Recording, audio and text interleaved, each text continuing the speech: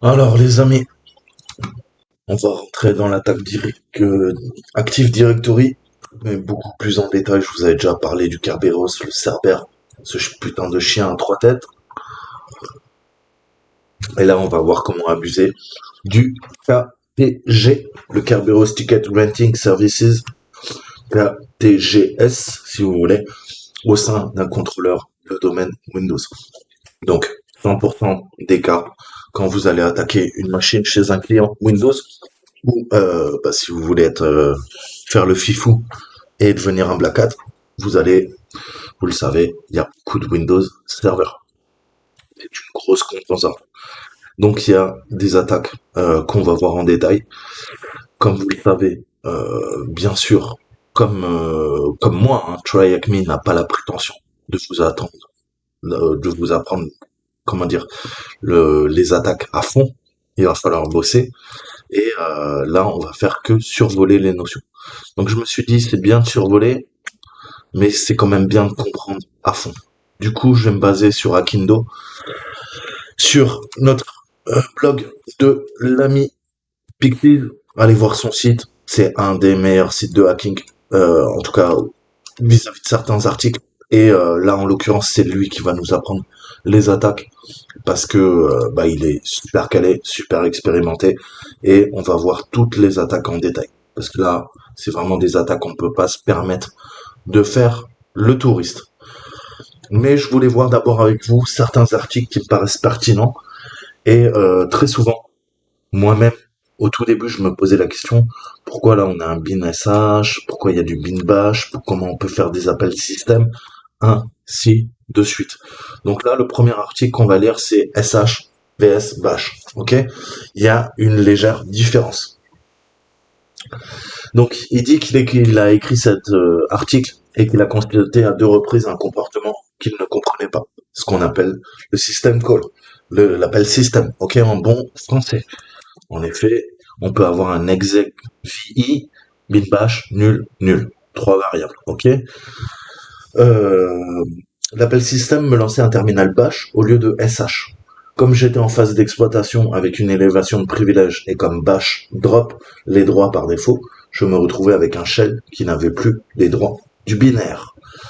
Voici alors un petit post qui vous servira plus tard et qui me sert de rappel à moi-même. Les deux ressources citées en fin d'article vous permettront d'aller voir un peu plus loin.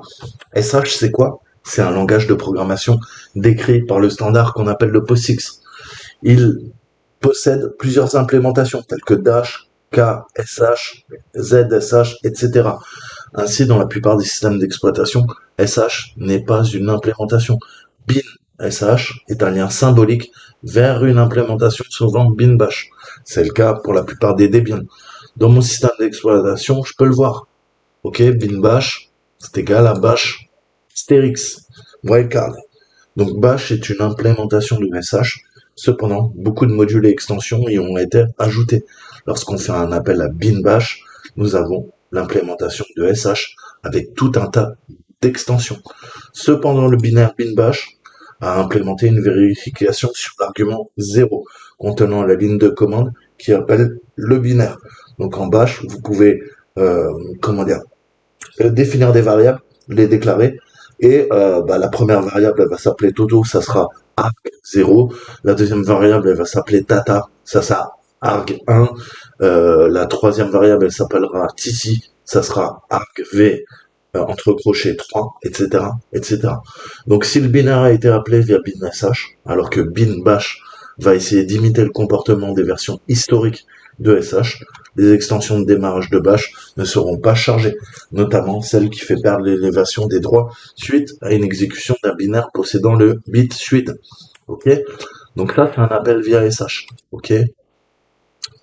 Appel via bash, on voit la différence. Bash 4 points, SH 4 points. Appel système via exec VI, pardon. Bin SH nul nul. Là, on repasse en bash 4.3. Sauf que c'est un appel système. C'est c'est pas un appel via bash. Et l'appel système en bin sh. Et là, vous voyez, ça fait bin h, nul nul. Là, ça fait bin sh, nul nul. Nul, pardon. Donc c'est sh 3, 4. Donc 4 possibilités. On a du SH, du bash on appelle execv, execv, appelez comme vous voulez, et l'appel système execv pour du SH. Vous voyez bien, avec ces différents exemples, que lorsque le binaire bash est exécuté, si jamais arc0 devient le chemin vers SH, alors nous avons une imitation du comportement historique de SH qui a été exécuté. Dans le cas contraire, c'est bien le binaire bash et toutes ces extensions qui sont exécutées. Voilà pourquoi je perdais les doigts pendant mes exploitations. Il suffit alors de faire en sorte que le deuxième argument de execv pointe vers un tableau contenant une chaîne de caractères bin sh. Ok? Donc ça, des fois, en effet, pour l'escalade de privilèges ou pour maintenir nos droits sur le système, ça peut être utile de comprendre la différenciation. Je vous mettrai ces deux liens pour bien comprendre. Donc là, on repasse sur Acme. On va passer en français. Et là, on s'attaque à un gros dossier, comme dirait l'autre. Alors, cette salle couvrira toutes les bases de l'attaque Kerberos, avec le service d'octroi de tickets Windows. Énumération initiale à l'aide d'outils, Kerbrut, Rubius, le Kerb Roasting, à apprendre par cœur. La torréfaction, comme ils disent. J'adore. La torréfaction via ASREP et Rubius et Impacket. Attaque des billets d'or et des billets d'argent, ce qu'on appelle les Silver et Golden Tickets. Passe de hache, passe la bille, comme ils disent. Très très mignon, j'adore les traductions. Et passe de ticket, ce qu'ils traduisent par passe, le billet. Et attaque de clé squelette à l'aide de Mimikatz. Donc, en anglais, Kerber Roasting à apprendre par cœur. L'AS-Rep Roasting à apprendre par cœur. Golden Silver Ticket Attacks à apprendre par cœur. Et passe de ticket. Et on va avoir aussi passe de hache. Ok? Donc cette salle sera liée à des applications du monde réel qui vous aideront probablement pas avec les CTF, mais elle vous donnera une excellente connaissance de départ sur la façon d'élever vos privilèges vers un compte administrateur de domaine Kerberos et vous permettra de prendre le contrôle et de contrôler un réseau. Il est recommandé de connaître la post-exploitation générale, les bases d'Active Directory et la ligne de commande Windows pour réussir cette salle. Donc, qu'est-ce que Kerberos? Kerberos est le système d'authentification par défaut pour les domaines Windows. Il est destiné à être plus sécurisé que NTLM en utilisant une autorisation de tickets tierces, je vais y arriver, ainsi qu'un cryptage plus fort. Donc si vous arrivez à péter ça, vous êtes le dieu dans la machine. Vous allez pouvoir pénétrer comme dans du beurre dans les réseaux d'entreprise. Et croyez-moi, une fois qu'on connaît tout ça, on est les rois du pétrole.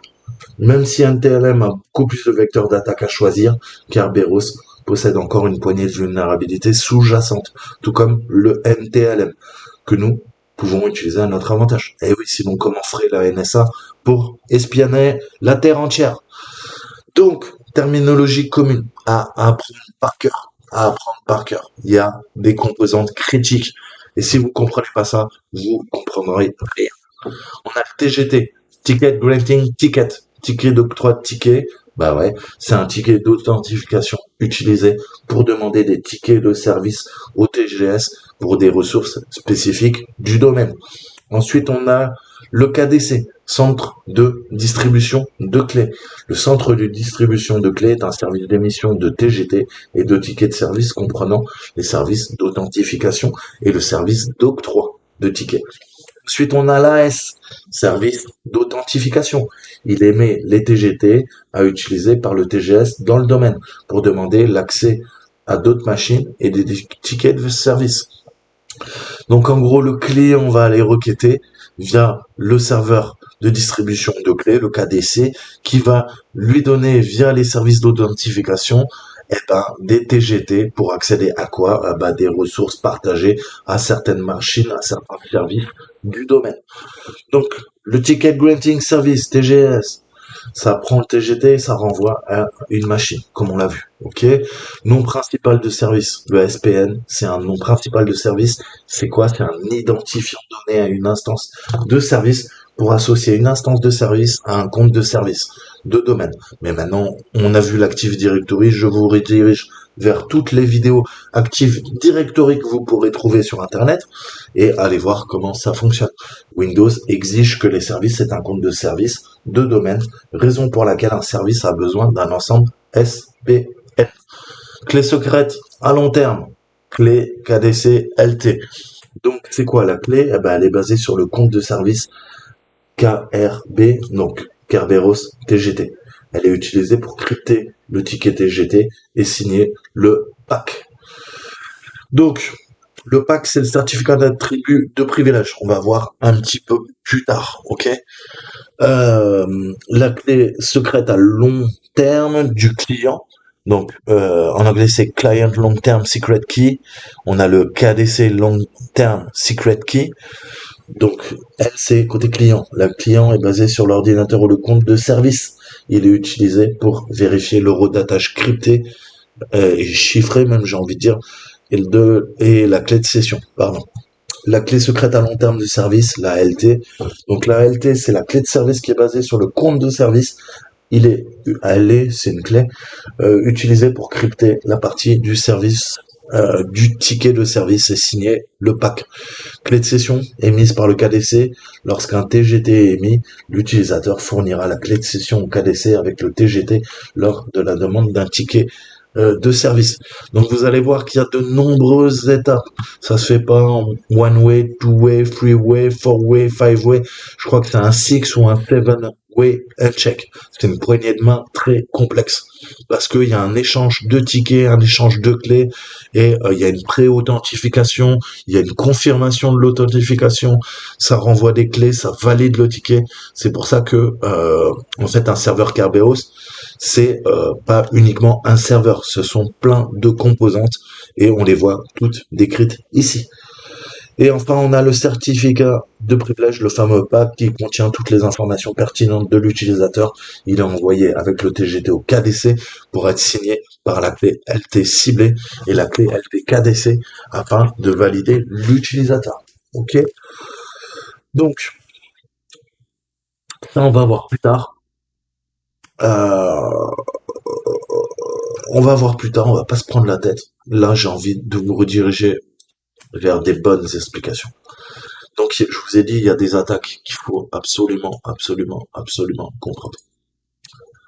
Là, aujourd'hui, je sais pas combien ça fait de pages.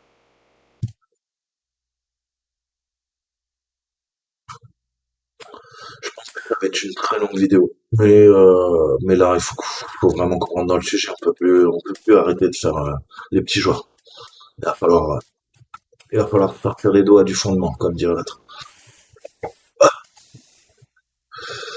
Donc, le MTLM. C'est pas le sujet d'aujourd'hui, je vais peut-être pas l'aborder tout de suite.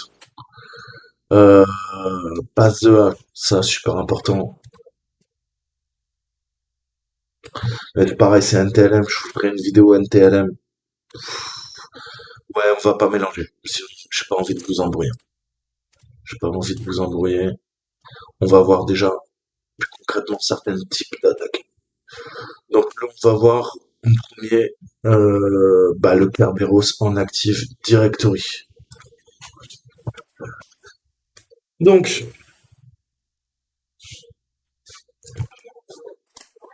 ça se passe. En gros, on va faire très simple. Le client, c'est vous, et vous avez besoin d'un ticket pour accéder aux différents services, aux différentes machines. Ils sont liés par le contrôleur de domaine. Avant de mettre vos pieds dans le système d'information, il va falloir s'authentifier via un ticket. Au quoi? Au Kerberos. Et quand je parle de Kerberos, maintenant vous le savez, on parle de plein de composantes qui sont intégrées sous l'appellation Kerberos. Mais vous allez voir que Kerberos tout seul, c'est rien. Kerberos, c'est une appellation. Déjà, Kerberos, il y a 7 composantes dans le système Kerberos, qui est le système d'authentification. Et après, vous allez voir que au sein de l'Active Directory, il nous faut plusieurs autres composantes pour que ça fonctionne. Il faut un système d'annuaire de ressources, le LDA. Il nous faut un système de résolution de nom, le DNS. et une politique logicielle homogène. C'est comme ça que fonctionne l'Active Directory, qui est utilisé pour la gestion d'un système d'information articulé sur les points que je viens de vous décrire. Donc,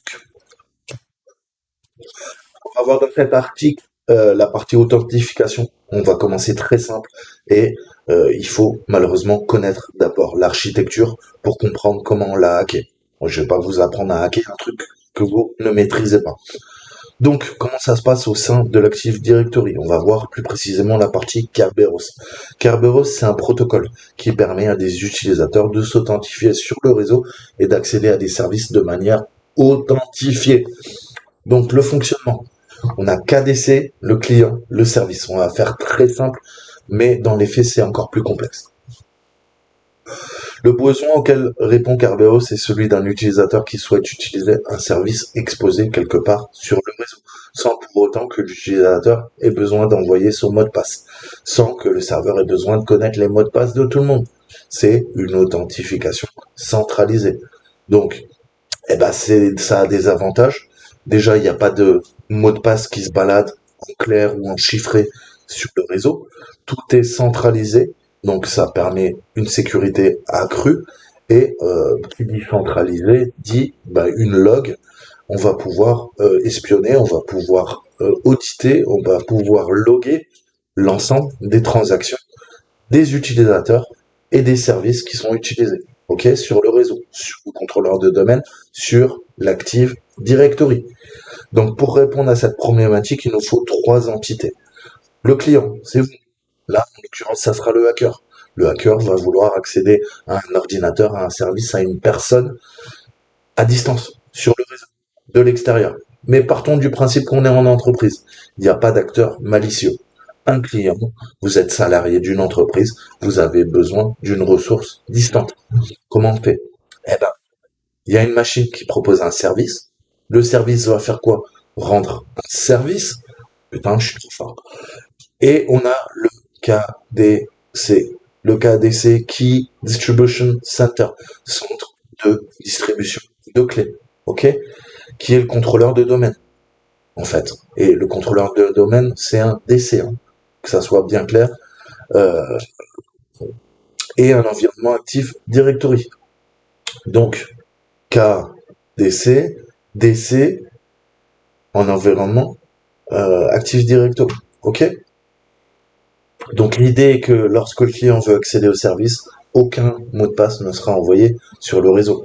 Je me répète, mais vous voyez, il vous dit la même chose que moi. Évitant ainsi des fuites de ceci qui pourraient compromettre le réseau. Bien sûr, en termes de sécurité, c'est la dernière chose qu'on veut. Et si on doit transmettre, on transmet en chiffré. Jamais des mots de passe en clair comme le HTTP. HTTP, si tu nous regardes, on est là. Et l'authentification est centralisée, comme je vous le disais. C'est au niveau de KDC que ça se passe. Donc, pour cela, c'est un processus un peu lourd, mais on va simplifier en trois étapes. On a d'abord notre AS, donc le serveur d'authentification. AS, Service Authentication en anglais. Le client doit s'authentifier auprès du KDC. Ensuite, on a le TGT, vous le verrez très souvent. C'est ça qu'on va hacker. C'est le Ticket Granting Ticket. En gros, le hacker, une fois qu'il récupère le TGT, il va pouvoir usurper l'identité d'un salarié d'une entreprise et se faire passer pour le mouton dans la bergerie et pas le loup. Il doit ensuite demander un ticket permettant d'accéder au service choisi. Par exemple, on veut un partage réseau CIFS et l'accès au service, l'AP. Ok, il communique enfin avec le service en lui fournissant le ticket. Donc c'est un peu comme Charlie et la chocolaterie.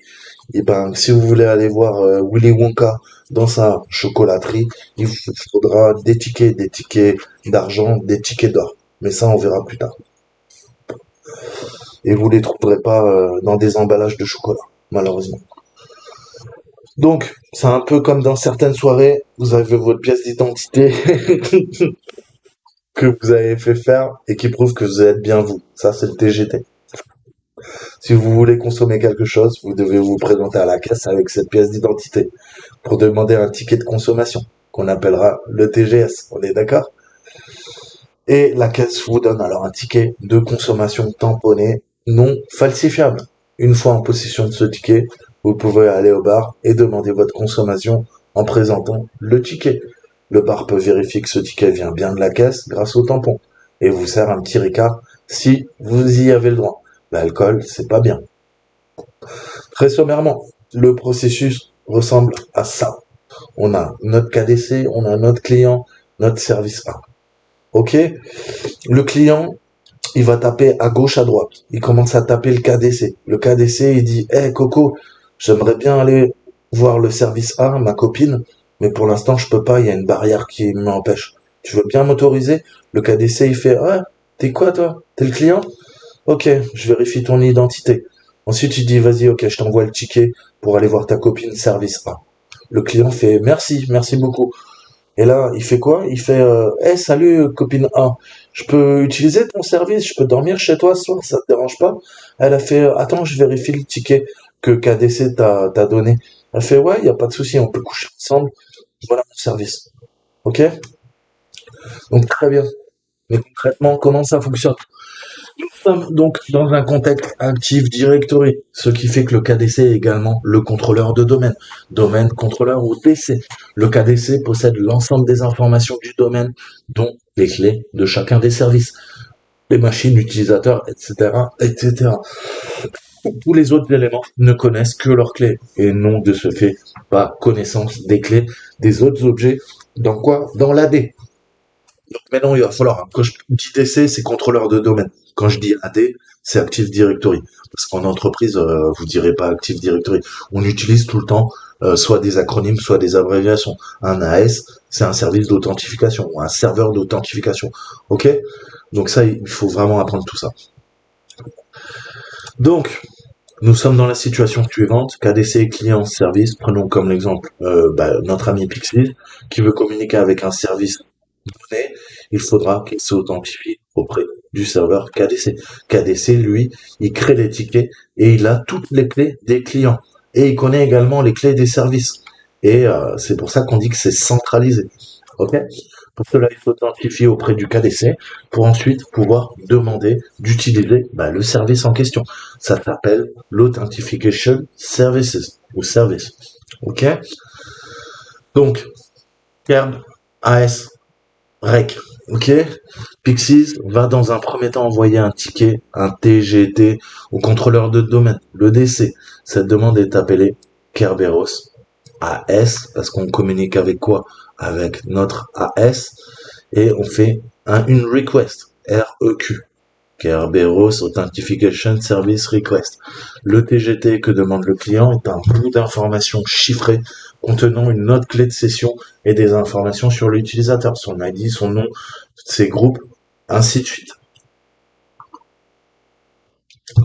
Afin d'effectuer cette demande de TGT, Pixies va envoyer son nom au KDC ainsi que l'heure précise de la demande, l'heure qu'il va chiffrer avec son secret. Donc ok, on se base sur le timestamp. Timestamp dans vos têtes, c'est quoi? C'est ce qu'on appelle l'euro d'attache. Ok? Rappelez-vous que pour communiquer sur un réseau de façon sécurisée, pour qu'il n'y ait pas de problème au niveau transactionnel, au niveau des transactions entre les ordinateurs, quand vous vous connectez au World Wide Web, à Internet, qu'est-ce que fait votre ordinateur? Il utilise les serveurs temps, les NSE, les serveurs temps. Excusez-moi. Ouais, c'est un NSE. Je fatigue là.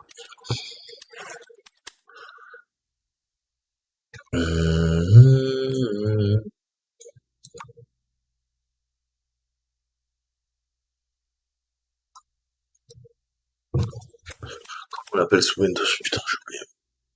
Les NTP. Donc les NTP, serveur temps, timestamp, eurodata. Ok? Donc, on a Pixies qui est rattaché à son domaine local. On prend le chiffrement. Le chiffrement, c'est son secret. Et qu'est-ce qu'on fait? On le hack avec timestamp, l'eurodatage et quelques autres informations claires. KDC va alors recevoir ce nom. Il va vérifier qu'il existe dans sa base de données. Alice, H, Alice, Bob, H, Bob, Pixies, H, Pixies. Il le trouve. Cool. S'il le trouve, il va récupérer ce qu'on appelle le condensat. Le condensate, vous savez, je parle tout le temps de H. Moi, je préfère le H. Donc, euh, le H, les enfants, c'est pas bien. Donc, le mot de passe de Pixies, ok, il va récupérer le H du mot de passe de Pixies. Qu'est-ce qu'on fait, que ce soit Linux ou Windows, on récupère tout le temps le H d'un mot de passe, parce qu'il est rarement stocké en clair. Et il va l'utiliser pour tenter de déchiffrer le timestamp envoyé. Timestamp au redatage. S'il n'y arrive pas, c'est que le client n'est pas celui qu'il prétend être. Donc, corrélation fonction de hashage sur le mot de passe et au redatage. Le temps. Le temps et le hash du mot de passe. Ok? S'il y arrive en revanche, c'est bien Pixies avec qui il est en train de parler, puisque l'utilisateur a connaissance du secret de Pixies. Et le secret de Pixies, c'est que c'est un putain de hacker. Donc le KDC va générer une clé de session qui sera unique pour cet utilisateur, ce ticket, et il est limité dans le temps. L'intérêt des tickets, c'est que, au bout d'un certain temps, ils expirent, ok? Donc il va falloir renouveler le ticket, mais ça permet à un utilisateur, imaginez que il y a un hacker qui arrive à hacker, ça serait fou. Ça veut dire que s'il n'y a pas de temporalité, le ticket continue à être émis et il n'est pas dissous, il ne disparaît pas. Et ça voudrait dire que pour un temps illimité, l'utilisateur peut rester connecté au système d'information. Là, l'avantage, c'est que même si c'est piraté, au bout d'un certain temps, il faudra relancer l'attaque, puisque le ticket sera périmé. Donc, le hacker reste un certain temps du système, et puis il est automatiquement éjecté. Mais si le hacker est très bon, dans ce certain temps octroyé par le serveur et le ticket, il aura piraté l'ensemble de la machine. Mais ça, c'est un autre problème. Donc, vous comprenez bien que s'il arrive en revanche que c'est... Donc, vous comprenez bien que tout ça, ça marche avec différentes composantes. Là, on a vu notre KRB ASREC. Ensuite, on passe quoi? Le service d'authentification. KRB ASREP. Rep comme response. Ça répond. Qu'est-ce qu'on fait? Requête dit réponse, ok? Vous faites une requête côté front-end dans votre navigateur à un serveur. Qu'est-ce que fait le serveur? Il vous sert quoi? Il vous sert des données, il vous rend un service et il vous répond. C'est comme ça que fonctionnent les machines, ok? Donc le KDC, cette fois-ci, qu'est-ce qu'il va faire? Il va renvoyer à Pixies différents éléments dans sa réponse. La clé de session, chiffrée avec le H de Pixies, le TGT, qui contient différentes informations dont les principales sont les suivantes, le nom d'utilisateur, la période de validité, la clé de session générée et le fameux PAC. Vous vous rappelez? Privilege Attribute Certificate, certificat d'attribution des privilèges, qui contient les informations spécifiques sur le client permettant de connaître ses droits, son ID, les groupes auxquels il appartient, patati patata. Le TGT sera chiffré avec la clé du KDC, ainsi seul le KDC est en mesure de déchiffrer et de lire le contenu de ce ticket. Ok? Donc Pixies il arrive, TGT il fait 1-1, Pixies, ok, domaine local, adresse IP, validité, PAC, ok, PAC, ID, groupe, etc., etc., les droits. Donc notons que le TGT est considéré comme une information publique. Il peut très bien être intercepté pendant la phase d'authentification. Nous verrons dans le paragraphe suivant l'importance de l'authentifiant qui accompagne le TGT quand le client communique avec le KDC. Ok? Le client reçoit alors ces informations en utilisant son secret. Le premier message va être déchiffré afin de récupérer la clé de session nécessaire pour la suite des échanges. Donc là, les amis, c'était compliqué, mais c'est que la phase de pré-authentification. Là, vous n'êtes même pas connecté. Là, c'est juste prouver votre identité. Donc, vous voyez qu'il y a de nombreuses étapes qu'il va falloir apprendre. Alors, c'était un peu compliqué au début. Après, vous verrez, ça va aller tout seul. C'est comme le vélo. Je vais arrêter avec le sexe. Et donc, on verra. on verra, vous verrez qu'au début, c'est sûr, vous allez être perdu. Mais si vous comprenez ça, c'est la pierre angulaire de l'Active Directory. Si vous savez hacker ça, eh ben, franchement, arrêtez le vélo et mettez-vous au hacking et vous allez faire un paquet de pognon. Ok? Donc, vous pouvez arrêter le sexe aussi, c'est possible. Ça rapporte plus le hacking. Quoique, call girl dans un grand hôtel à Paris, je sais pas combien ça rapporte par nuit. Ouais, ça doit bien payer aussi. Bon, allez, plus sérieusement, on passe au Ticket Granting Service, le TGS. Maintenant que le client a pu s'authentifier, nous voici dans la situation suivante. Le client possède sa clé, ainsi qu'une clé de session limitée dans le temps, que seul lui connaît, et un TGT chiffré par le KDC qui contient, entre autres, cette même clé de session. Ok? Donc, le client, dans la première phase qu'on a vue, qu'est-ce qu'il a fait? Eh ben, il a juste récupéré son putain de ticket TGT, qui est quoi? Qui est une clé de session limitée dans le temps. Que quoi? Seul lui connaît.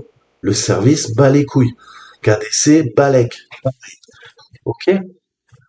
Non, reste calme, s'il te plaît. Merci. Donc maintenant, on passe à une autre étape qui s'appelle le Kerberos TGS Request. Donc si Pixies veut utiliser un service, par exemple le CIFS, donc qui nettoie bien, le CIF ça nettoie bien sur les serveurs comme le serveur 001, il va envoyer plusieurs informations au KDC pour que celui-ci lui renvoie un ticket de service. Le TGT, l'identifiant du service qu'il veut utiliser, l'hôte associé, CIFS serve 01, et un authentificateur qui est un message contenant un timestamp, le tout chiffré avec la clé de session qu'il a en sa possession. Pardon. Donc là, on voit le KMBT et les différentes composantes. Donc, déjà, on va revoir un petit peu le CIFS, c'est important.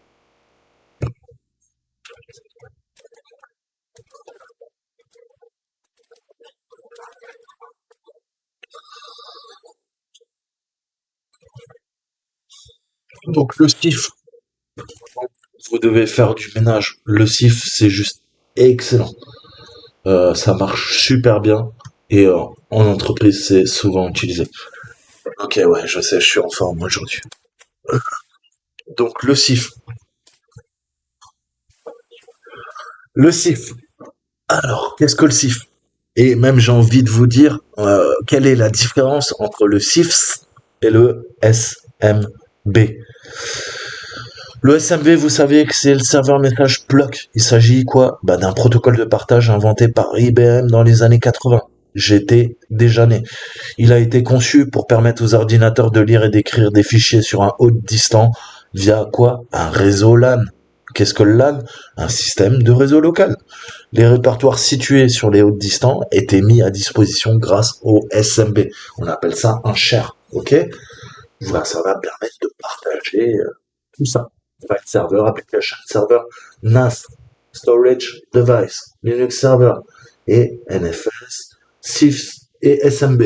Donc ça, c'est ce qu'on appelle des shares, ok, des partages. Le CIFS, c'est le Common Internet File System. CIFS, c'est un dialecte de SMB. Plus clairement, le CIF, c'est quoi? C'est une mise en œuvre particulière du protocole SMB qui a été créé par Microsoft. Donc, c'est quoi la différence, vous allez me dire? Eh ben, dans la plupart des cas, lorsqu'on utilise SMB ou CIFS, on parle de la même chose. Les deux versions du protocole sont équivalentes d'un point de vue intellectuel que d'un point de vue pratique. Une machine cliente parlant le CIFS peut dialoguer avec un serveur parlant le SMB et vice versa. Donc là, qu'est-ce que ça fait? Eh ben, ça va me permettre de faire communiquer un parc de machines Unix Linux avec un parc de machines Windows. Et c'est parfait, c'est exactement ce qu'on veut en entreprise. Donc quel est l'intérêt par rapport au SMB? Lequel on a intérêt à utiliser en fait, vous allez me dire. Comme ils sont équivalents, eh ben, pourquoi le CIFS plutôt que le SMD? Il y a deux raisons majeures, et après je m'arrêterai là. La mise en œuvre du CIF de SMB est désormais rarement utilisée. En coulisses, en fait, la plupart des systèmes de stockage modernes ont abandonné le CIFS et ils utilisent le SMB2, SMP3, SMB3. C'est pareil sous Windows, c'est pareil sous Debian, peu importe ce que vous utilisez. Mais dans l'univers Windows, SMB2 a été implémenté en standard qu'à partir de Windows Vista. Retour en arrière, on est en 2021. Si je vous dis Windows Vista, vous me dites 2006. Merci. Et le SMB3 a été implanté dans Windows 8 et Windows Server 2012. D'accord? Donc, 6 ans plus tard. Le CIF, c'est quoi? C'est une connotation péjorative, mais il faut le connaître chez les puristes. SMB2, SMB3 sont des mises à jour majeures par rapport au dialecte. C'est pour ça qu'on parle de dialecte, CIFS.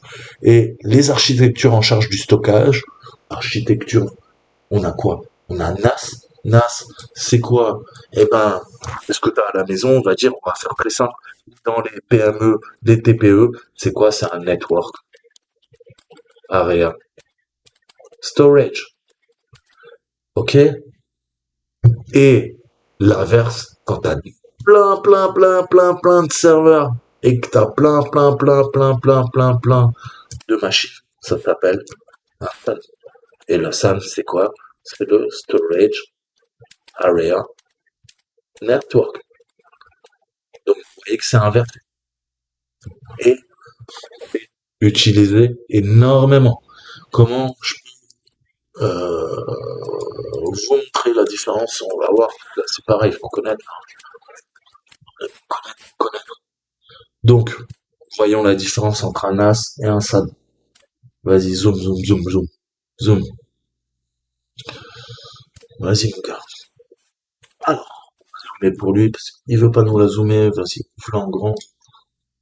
View image. Voilà.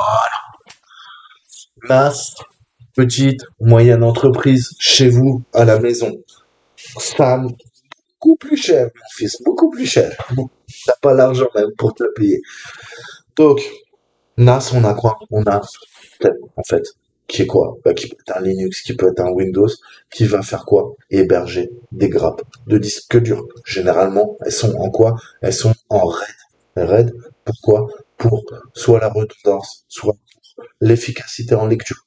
On va coupler plusieurs disques durs pour sauvegarder nos données, qu'il y ait de la redondance. Si jamais il y a un crash, on va pouvoir remplacer un des disques durs et récupérer toutes nos données. Et si on est un fifou et qu'on s'en bat les couilles de récupérer ces données, on veut de la vitesse, on va coupler par exemple 3 disques durs dans cet exemple et on va accumuler la vitesse des disques durs. Les informations vont être réparties sur 3 disques durs. Donc je vous donne un exemple. Vous avez 3 disques durs de 500 gigas. Et ben là, vous allez avoir un espace de 1 Tera 5 en théorie. Sauf que vous faites du RAID 0. Et dans le RAID 0, eh ben, on s'en fout.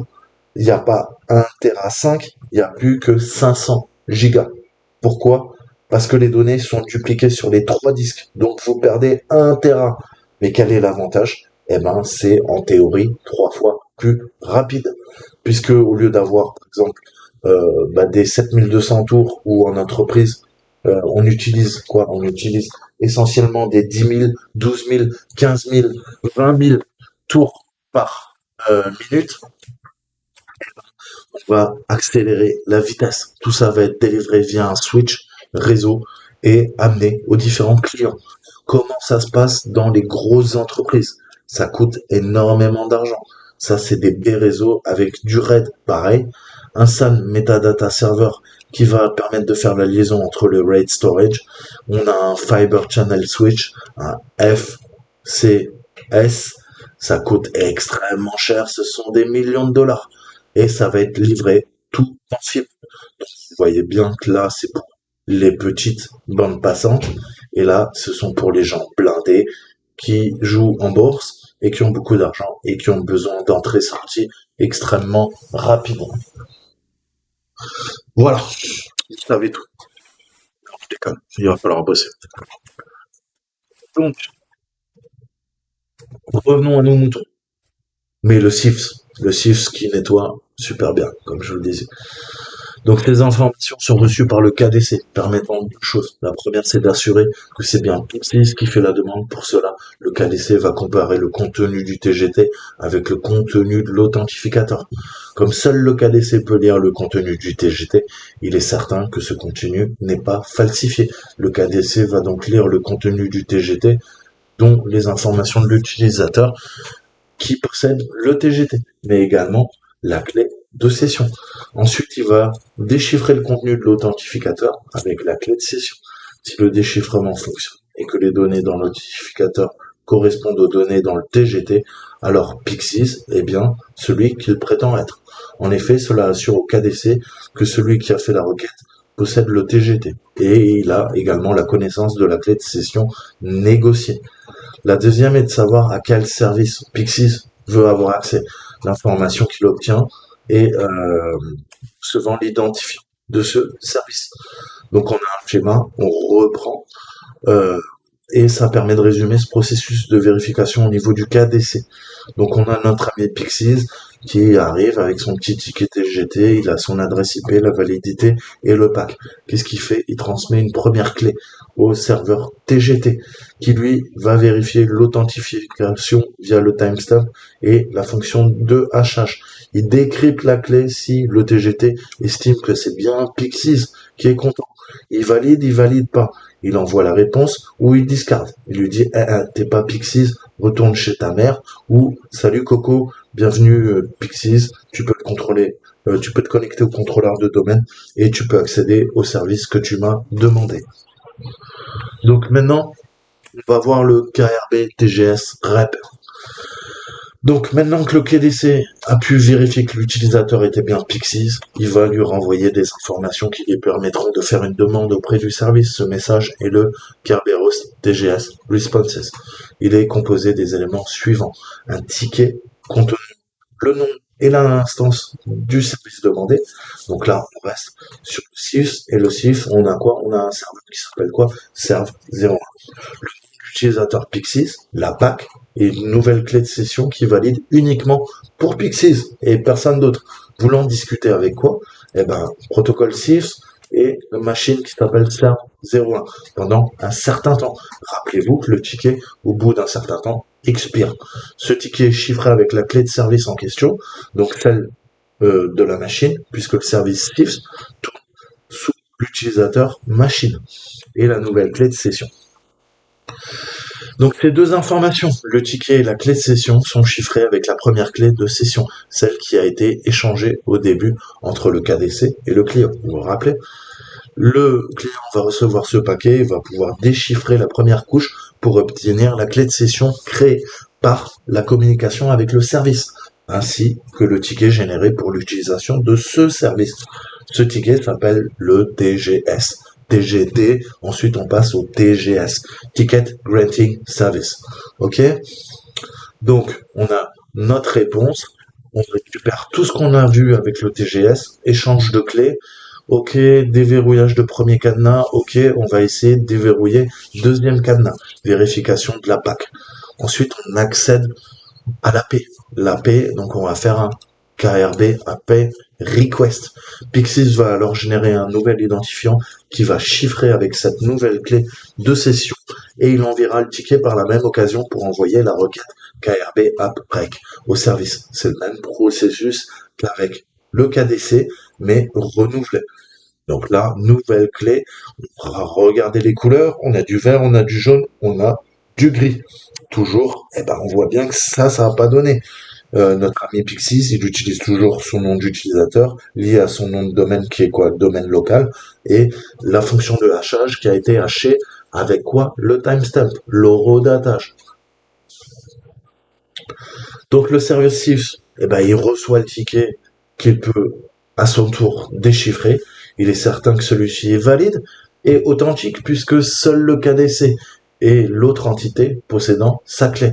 Donc il va comparer ça. Dedans, il trouvera la clé de session qu'il utilisera pour déchiffrer l'authentifiant. En comparant le contenu du ticket de service avec le contenu de l'authentifiant, le service peut être certain de l'authenticité du client et il peut lui envoyer les informations dont il a besoin. Ok? Donc, tac, première étape, hop, vérification, hop, timestamp, hop, hop, hop, les deux correspondent, le TGS est content, le KDC est envoyé, l'AS vérifie, tout est bon. Allez, je valide ou je valide pas. Refus de service, non, c'est pas bon, Coco. Là, la comparaison, pas bonne.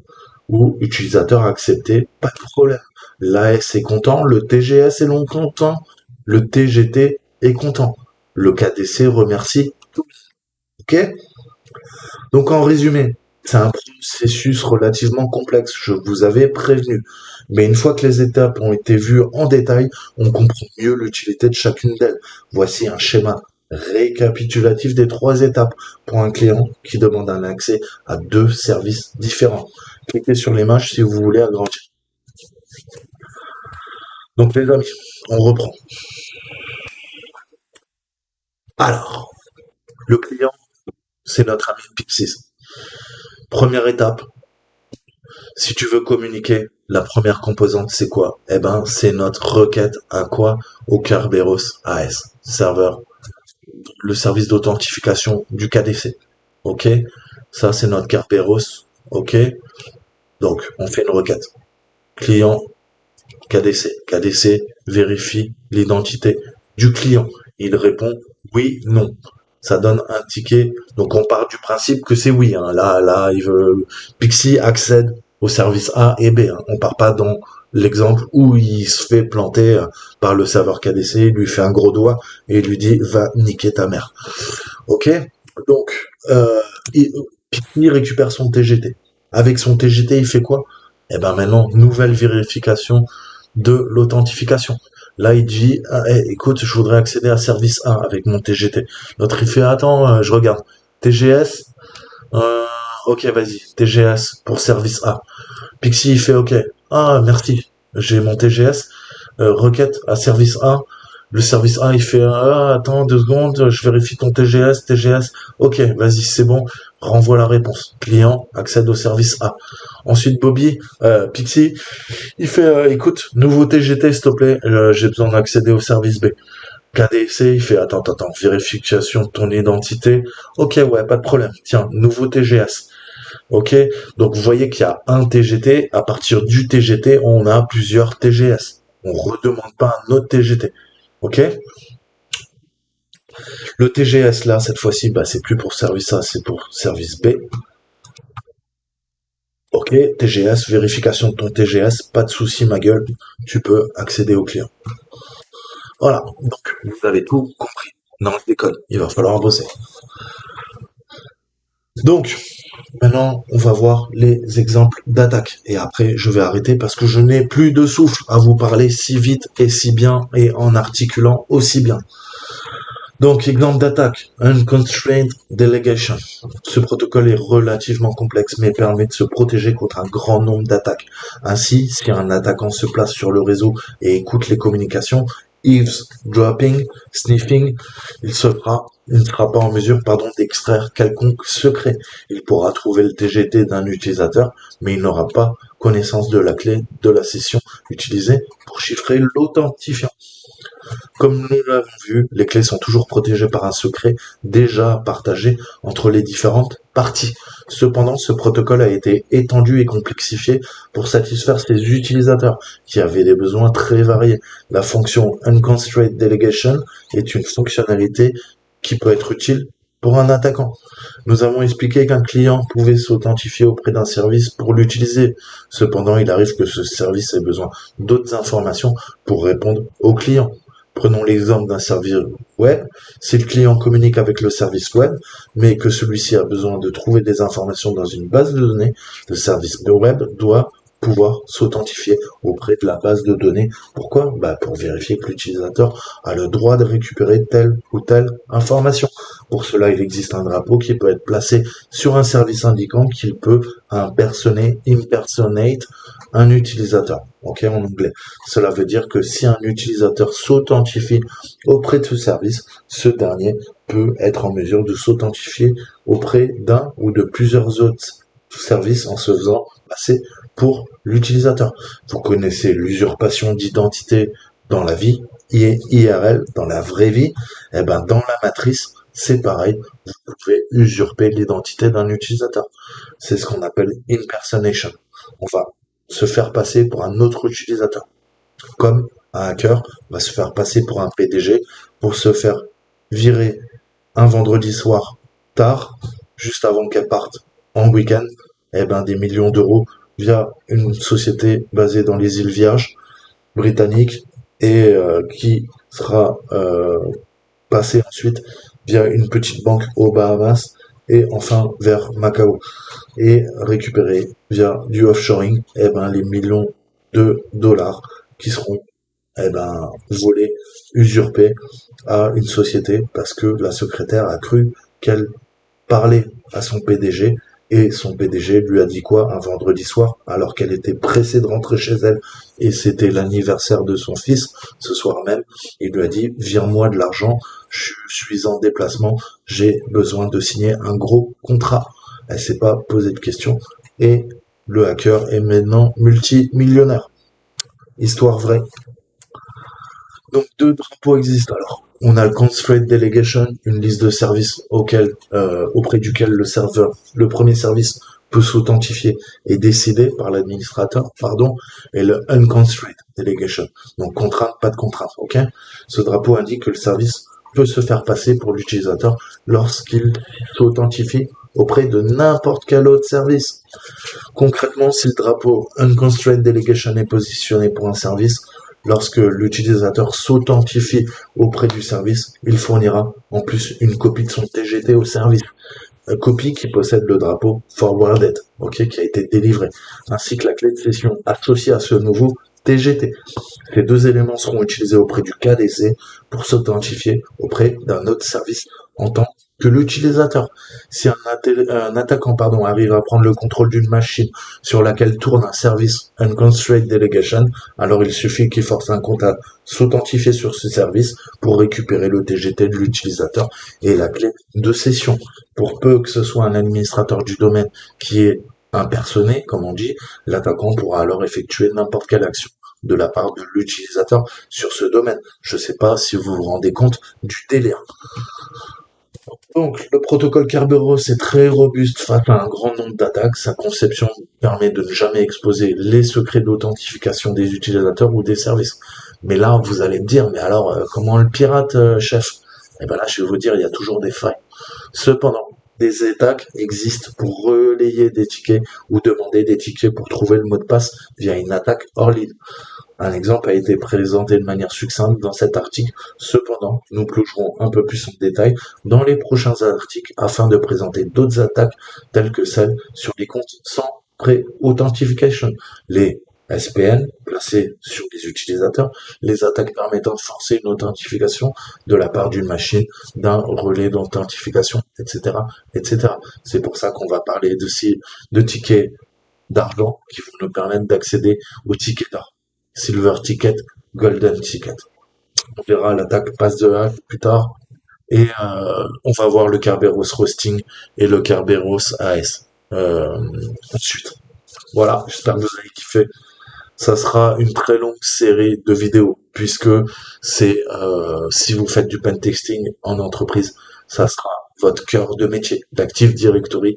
Vous devez arriver à comprendre parfaitement l'architecture, pouvoir démonter, pirater, hacker, pénétrer dans l'Active Directory, dans les relais NTLM, comprendre le NT, le LM, comprendre tout ça.